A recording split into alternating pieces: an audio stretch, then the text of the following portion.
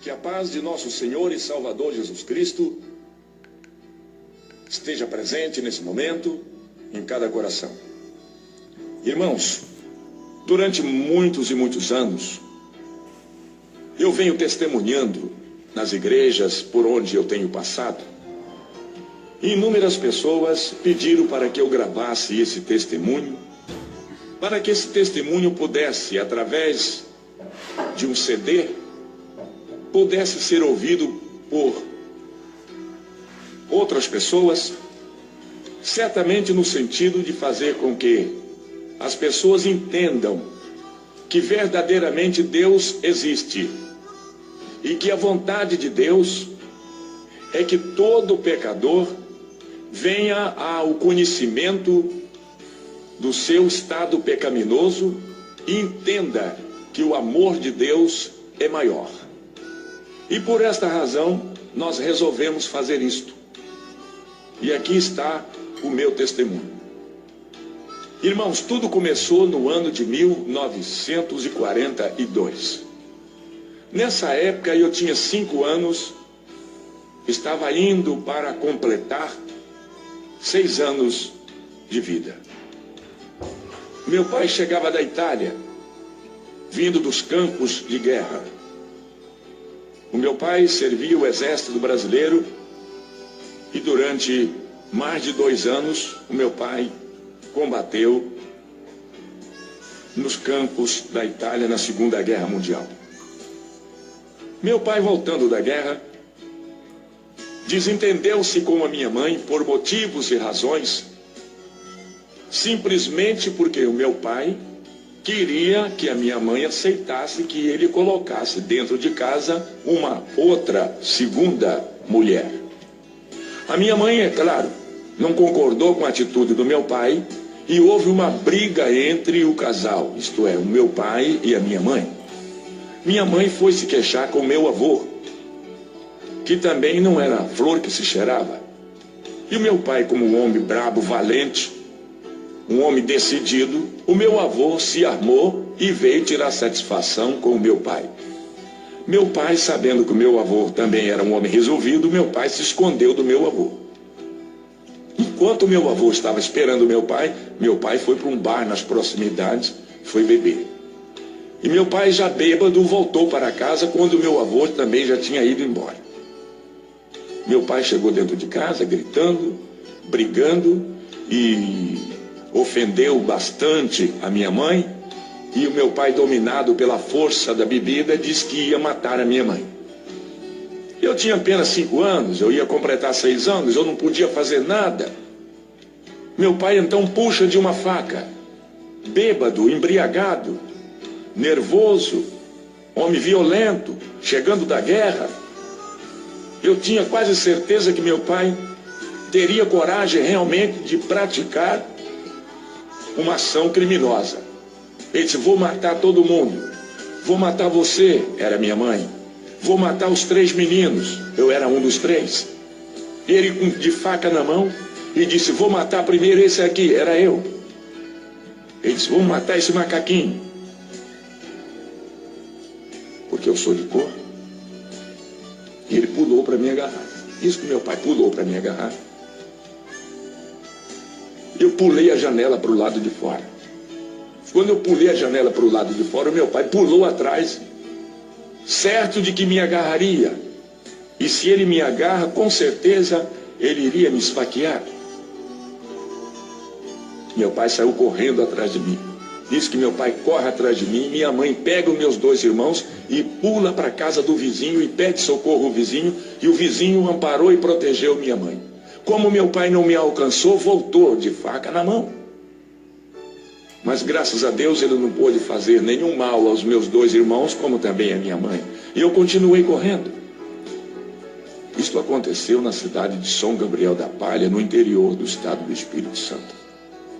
Quando eu cheguei lá no centro da cidadezinha de São Gabriel, num posto de gasolina, estava parado ali um caminhão. E eu entrei no posto e não permiti que o motorista ou o frentista me visse. Eu entrei secretamente, dei a volta, subi no caminhão E eles não viram. Em cima do caminhão tinha 3 toras de madeiras enormes. A terceira tora que estava cobrindo a carga do caminhão era uma tora que tinha um buraco no meio, ou seja, essa tora de madeira tinha um oco. E eu ainda amedrontado, pensando que meu pai vinha ainda atrás de mim, e eu, para me esconder do meu pai, eu entrei naquele oco do pau. E o motorista acabou de abastecer o caminhão, entrou no caminhão, ligou o motor e foi embora para a cidade de Colatina, também no estado do Espírito Santo. O caminhão viajou a noite toda e eu no buraco do pau. Quando o caminhão chegou na cidade de Colatina, eram 6 horas da manhã do dia seguinte. O motorista parou, certamente para tomar café, e eu aproveitei, saí do buraco do pau, desci do caminhão e fiquei perambulando ali pelas ruas de Colatina. Mais tarde eu cheguei numa pensão. Aí a dona da pensão, Dona Maria Isabel, veio conversar comigo. Ela perguntou de onde eu tinha vindo, perguntou quem eu era. E na minha linguagem de um menino de 5 para 6 anos, eu conversei com ela. Eu disse que meu pai tentou matar a minha mãe, queria me matar, e por isso eu tive que fugir de casa. E ela então me ofereceu uma caneca de café, me ofereceu um pedaço de pão. E perguntou para onde eu ia, e eu também disse a ela que não sabia para onde ir. Ela disse, você quer ficar aqui em casa? Eu arranjo uma esteira, coloco aqui embaixo da escada e você dorme aqui. E eu aceitei o convite de Dona Maria e fiquei ali alguns dias na sua casa. Ela me dava comida, ela me dava bebida, ela me hospedava embaixo da sua escada, ali em uma esteira, ela arrumou uma cama e eu fiquei ali. Mas eu, com saudade da minha casa, com saudade dos meus irmãos, com saudade da minha mãe, não sabia como voltar lá de onde eu havia vindo. Eu entrei num trem que parou à noite ali em Colatina. É um trem noturno que chamava-se Pau de Arara. Ele ia para Vitória, Espírito Santo. Eu entrei naquele trem também escondido e viajei à noite. No dia seguinte eu estava desembarcando na estação de Argolas, lá em Vitória, no estado do Espírito Santo. Desci daquele trem e fiquei perambulando pelas ruas ali do centro de Vitória. Quando me dava fome, eu virava as latas de lixos em cima das calçadas, e das latas de lixos sempre eu tirava alguma coisa para comer.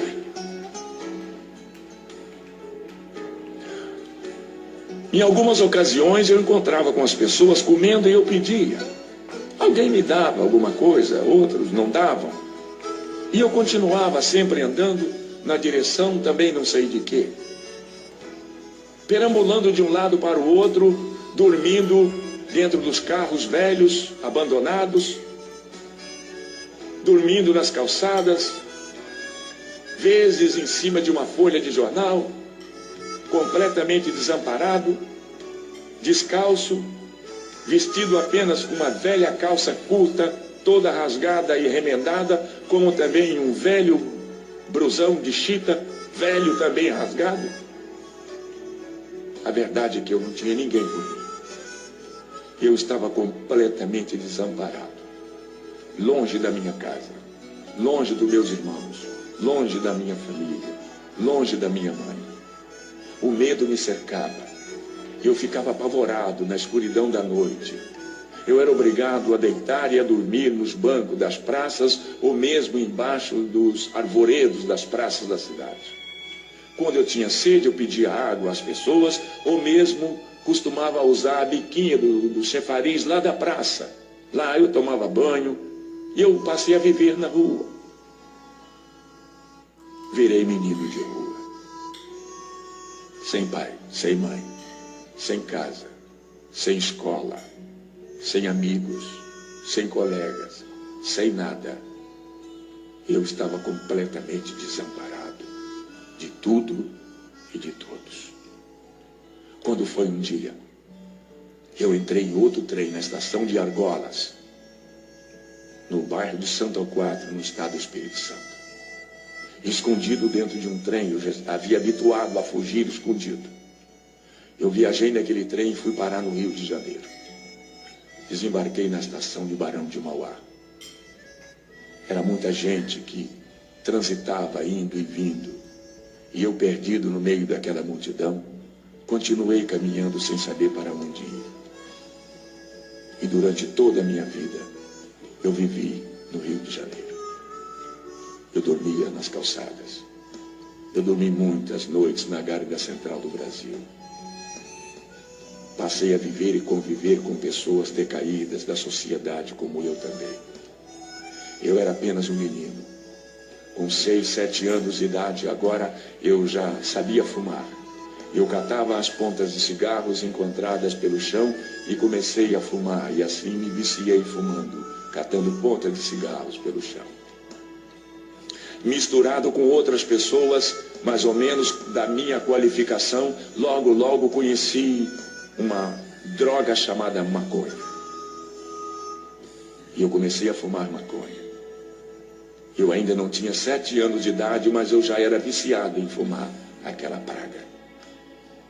Depois de ser viciado, então as pessoas passaram a me usar. Agora me mostrava a droga, eu precisava da droga, eu queria a droga. Eu tinha necessidade, eu dependia da droga. Foi aí que eles me ensinaram a roubar. E eu comecei roubando as coisas pequenas primeiro. Eu comecei roubando carteiras, bolsas de mulheres, brincos, cordões. Passei a roubar nos trens da Central do Brasil. Eu roubava a carteira no bolso das pessoas.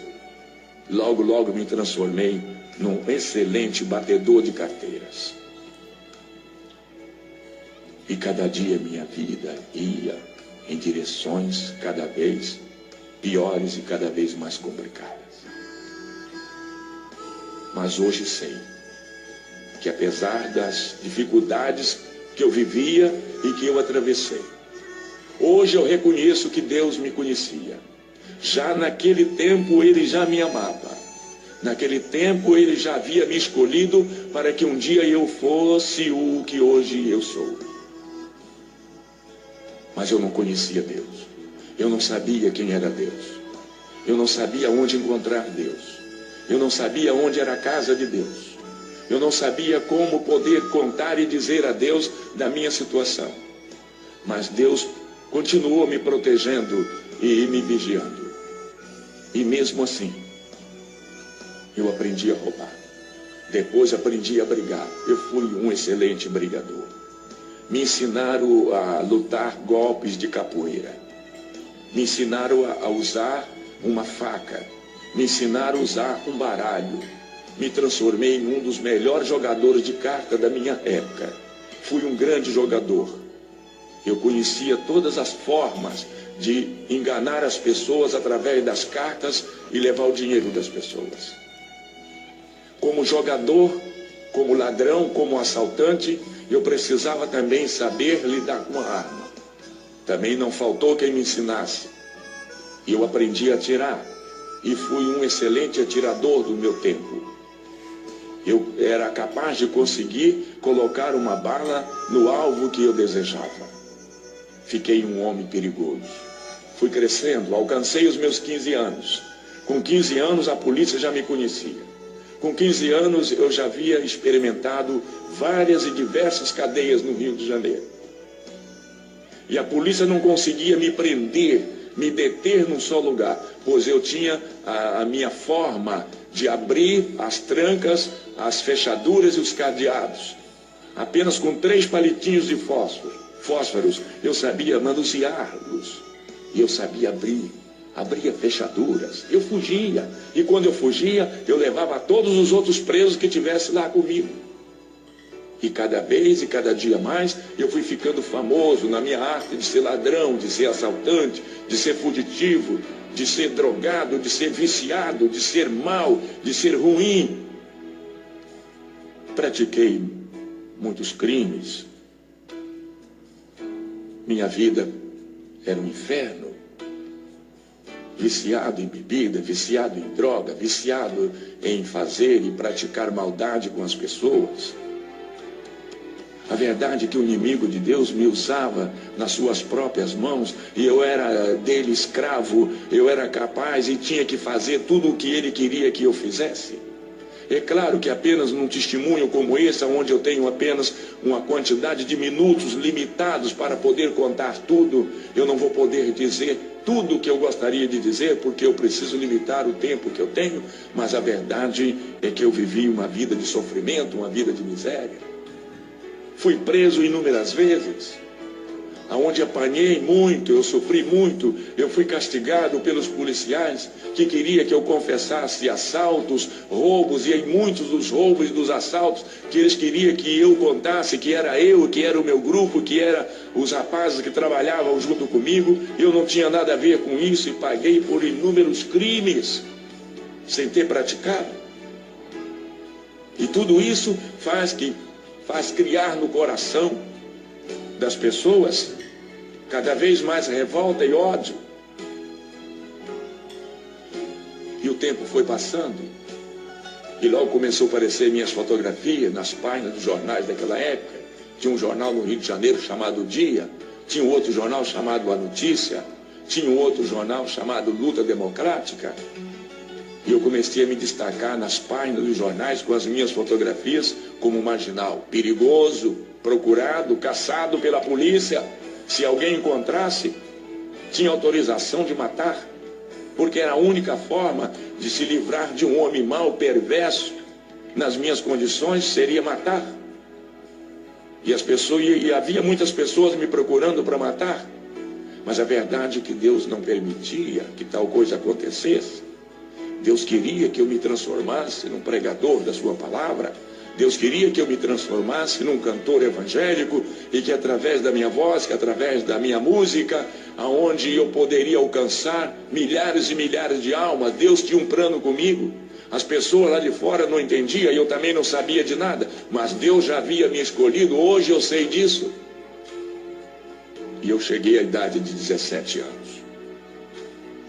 Um homem perigoso. Certo dia eu conheci um senhor. Conversando com ele, ele conversando comigo, eu disse para ele que eu não tinha documento, que eu não possuía nem sequer uma certidão de nascimento. Ele disse: se você quiser, eu te levo no cartório, eu assino um termo de responsabilidade e eu tiro o seu documento de sua certidão. E eu aceitei. Ele me levou num cartório.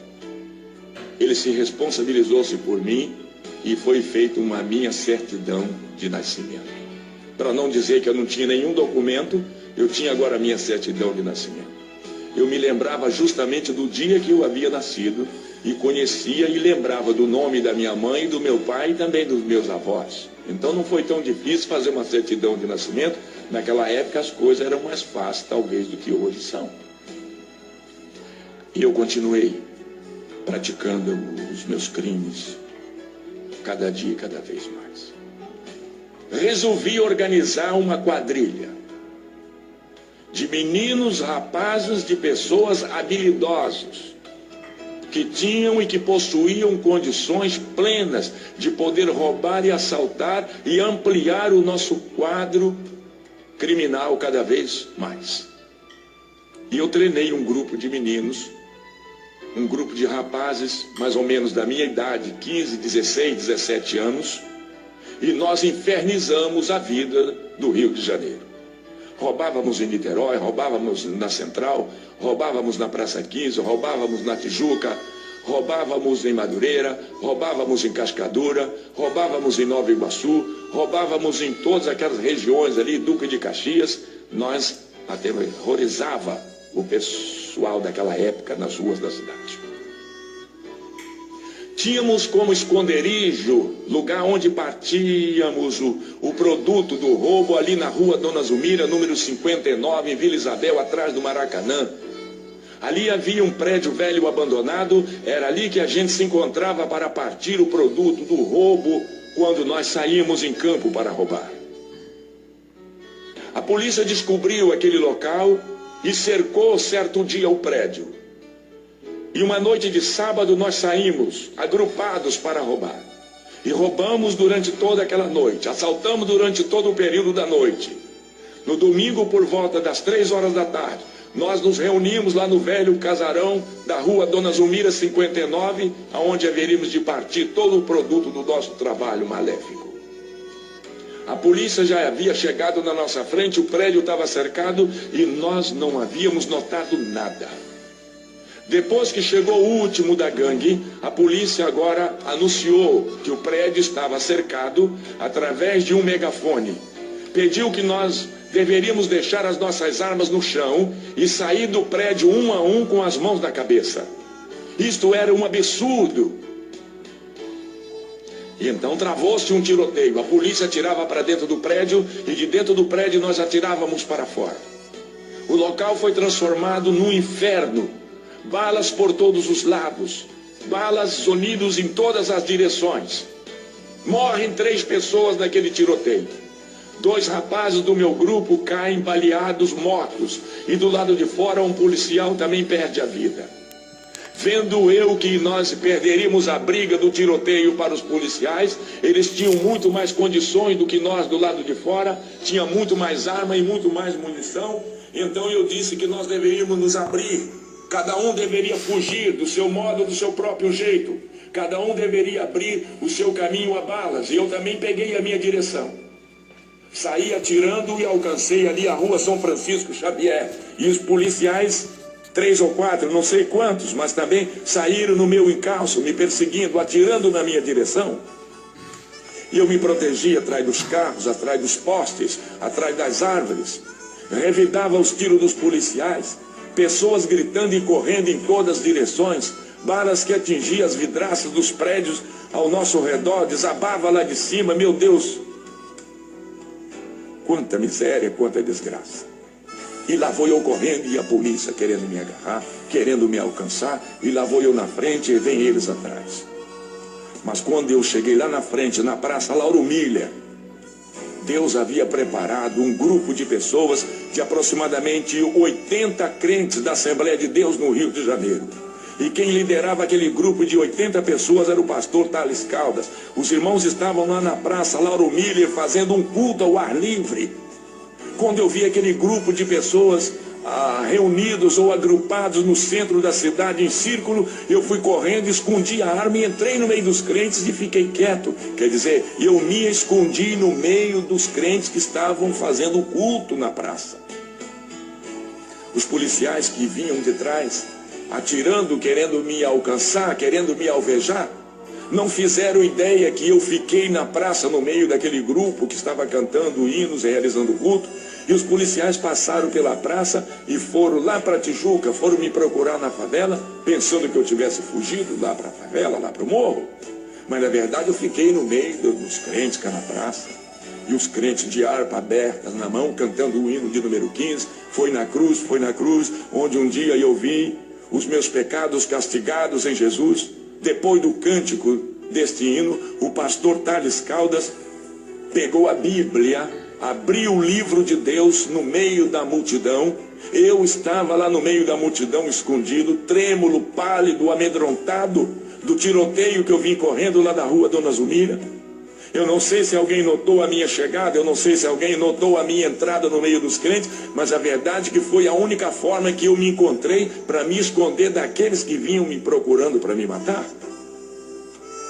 Thales Caldas, agora de Bíblia na mão, cheio do poder e da graça de Deus, Thales Caldas faz a leitura do livro de São Mateus, do capítulo 11, no versículo 25, uma leitura muito bonita, quando ele disse assim: naquele tempo respondeu Jesus e disse estas palavras: graças te dou, ó Pai, Senhor dos céus e da terra, que ocultaste estas coisas aos sábios e aos entendidos e as revelaste aos pequeninos. Sim, ó Pai, porque assim te aprove. Todas as coisas me foram entregues por meu Pai. Ninguém conhece o Pai senão o Filho. Ninguém conhece o Filho senão o Pai, ou aquele a quem o Filho quiser revelar. Vinde a mim, todos vós que estáis cansados e oprimidos, e eu, Jesus, vos aliviarei. Tomai sobre vós o meu jugo e aprendei de mim, que sou manso e humilde de coração, e encontrarei descanso para as vossas almas, porque o meu fardo é leve e o meu jugo é suave. Depois dessa leitura, Thales Caldas começa a pregar uma mensagem poderosa, eloquente, cheia de graça, cheia de poder, cheia de unção.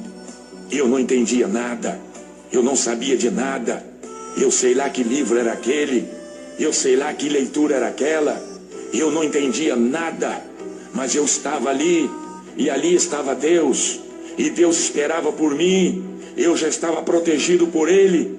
Tales Caldas faz um apelo: quem deseja aceitar a Cristo. Nenhuma pessoa se manifestava. Tales Caldas me vendo no meio da multidão, porque eu estava diferente de todas as pessoas.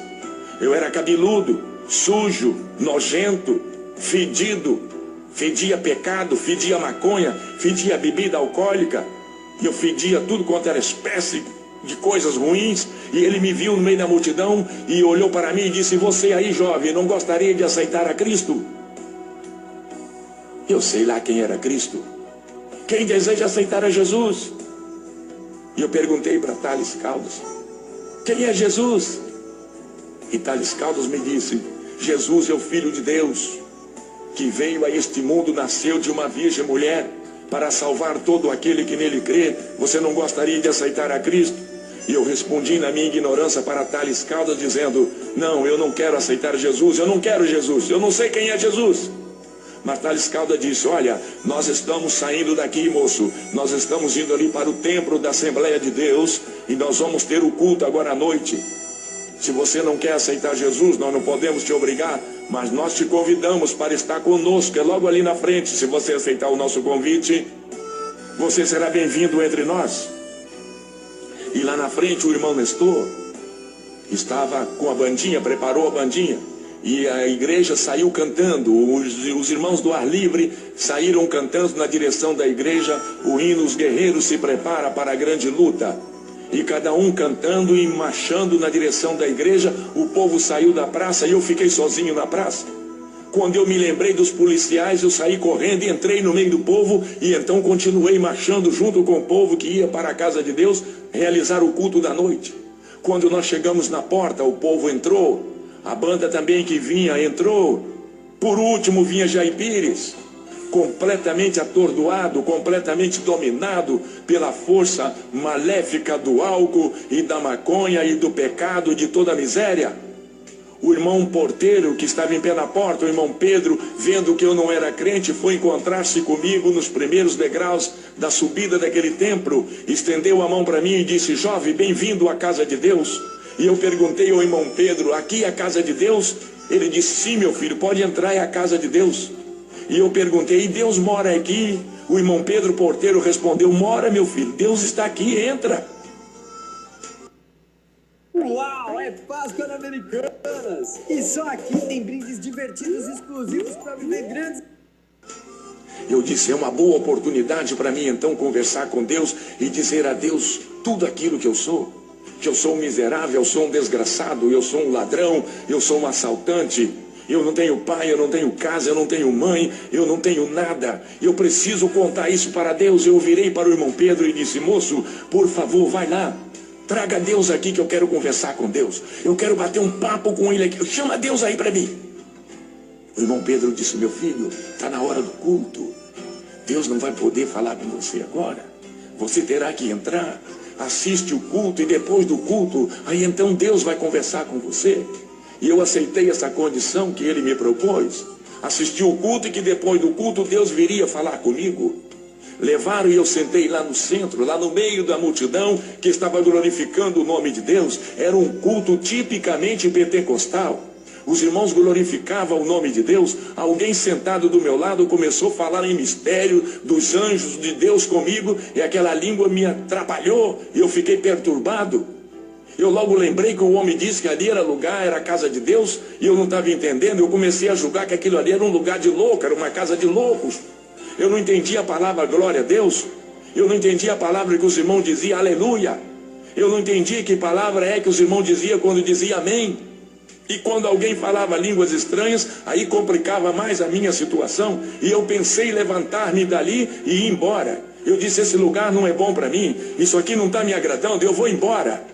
E naquilo que eu fiz menção de levantar do banco onde eu estava, veio uma mão muito grande de cima para baixo e me apertou contra o banco, uma mão enorme, uma mão muito pesada, e uma voz falou aqui nos meus ouvidos dizendo: não vá, sente aí, fica aí. Era a mão de Deus, era a voz de Deus que me tocava naquela hora.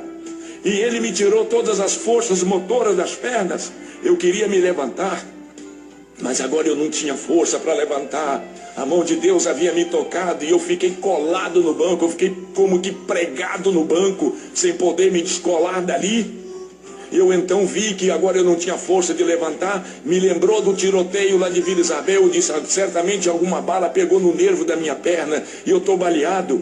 Eu aí comecei a gritar no meio da igreja. Enquanto os irmãos estavam dando glória, eu comecei a dizer que eu estava baleado. Eu estou baleado, socorro, chama o médico. Ai, o nervo da minha perna foi cortado a tiro. Olha aqui, olha, chama o doutor, eu estou baleado. Eu perturbei o culto. Alguém chegou perto de mim e falou, o que você tem? Você está passando mal? E eu perguntei para a pessoa, você é médico? Ele disse, eu não sou médico, rapaz, mas eu sei o que você tem. E eu disse, então o que é que eu tenho? Ele disse, você tem falta de Jesus na sua vida, rapaz, você precisa de Jesus. E realmente, eu precisava verdadeiramente de Jesus. E Thales Caldas lá na frente continua lendo a palavra e pregando, vinde a mim todos vós que estáis cansados e oprimidos, e eu vos aliviarei. E alguém do meu lado me incentivava e dizia, meu filho, levanta a mão, aceita Jesus, é a oportunidade que você tem, é esta. E vendo eu naquele estado de miséria pecaminoso em que eu vivia, eu então resolvi levantar minha mão e aceitei a Cristo como meu Salvador. Pastor Thales Caldas diz, traga esse jovem aqui à frente. E alguém foi lá e me pegou. Agora eu já tinha força para andar. Agora as minhas pernas já podia levantar. Eu pude me erguer do lugar que eu estava sentado. Alguém me ajudou e eu fiquei em pé. E o pastor Thales Caldas de trás, esse moço aqui. Esse moço estava lá na praça com a gente lá. Traz ele aqui, vamos orar por ele. E eu vou à frente. Quando eu chego na frente do púlpito, Thales Caldas estende a mão para mim e disse, meu filho, bem-vindo à casa de Deus. E apertou a minha mão. E disse, ajoelha, meu filho, nós vamos orar por você. Eu tentei ajoelhar, mas que dificuldade. O revólver estava na minha cintura, me atrapalhava, me machucava, me incomodava. Eu não tinha como me ajoelhar. Eu então resolvi abrir os botões da camisa, tirei o revólver e coloquei o revólver lá no chão. Quando os irmãos viram eu tirar o revólver e colocar lá na frente, aí que a igreja começou a glorificar a Deus cada vez mais ainda. Coloquei o revólver. Meti a mão no bolso, tirei as balas de 38 que havia sobrado da briga, coloquei ao lado do revólver. A igreja continuou glorificando. Eu tinha alguns cigarros de maconha no outro lado do bolso. Eu meti a mão e tirei os cigarros de maconha e coloquei junto do revólver. Lembrei que havia no bolso do meu blusão uma caixa de fósforo e também um maço de cigarro. Eu tirei e coloquei ao lado do revólver e a igreja continuou glorificando a Deus. E os irmãos oraram por mim naquela noite. Naquela noite o Senhor Jesus me tomou em seus braços. Naquela noite o Senhor Jesus me lavou. Naquela noite Ele me purificou no poder do seu sangue inocente derramado lá na cruz do Calvário. Naquela noite Ele me colocou diante das multidões para pregar o seu amor. Naquela noite Ele me deu autoridade para anunciar o seu evangelho, me deu autoridade para expulsar os espíritos imundos. Naquela noite Ele me deu poder para curar e sarar os enfermos. Naquela noite Ele fez de mim um pregador da sua palavra. Naquela noite que marcou a minha vida. Isso aconteceu no dia 4 de abril do ano de 1956. Até o dia de hoje o Senhor nunca se ausentou de mim. O Senhor nunca se afastou de mim. O Senhor nunca me deixou mais passar pelas decepções, pelas vergonhas que eu havia passado e que eu vinha passando até ali. Naquele dia Deus me transformou. Naquele dia Deus tirou aquelas palavras feias que eu tinha na minha boca e colocou novas palavras na minha boca. Naquele dia Ele colocou um cântico novo na minha boca. Ele me ensinou a cantar. Ele firmou os meus pés sobre a rocha e fez de mim um homem vitorioso contra todo o poder do mal. É com essa graça, é com essa presença, é com essa unção, é com esse poder, é que eu me apresento diante de todos vocês para dizer que só tem um jeito, só tem uma forma, só existe uma maneira, a maneira do homem se livrar dos vícios malditos, dos maus costumes, de toda a dor, é aceitar a Cristo. E durante todos esses anos eu não tenho feito outra coisa, a não ser ir de encontro às pessoas necessitadas, as pessoas que choram, as pessoas que padecem por não conhecer a Deus e não pararem para ouvir o que Deus tem para dizer. É por isso que, com a autoridade de Deus, eu entro por dentro de terreiros de candomblés, eu entro por dentro de salões de feitiçaria e de macumbaria, sempre abraçado ao meu violão, cantando e falando e pregando a palavra de Deus, e sou vitorioso, porque são milhares e milhares de pessoas que eu tenho alcançado durante esse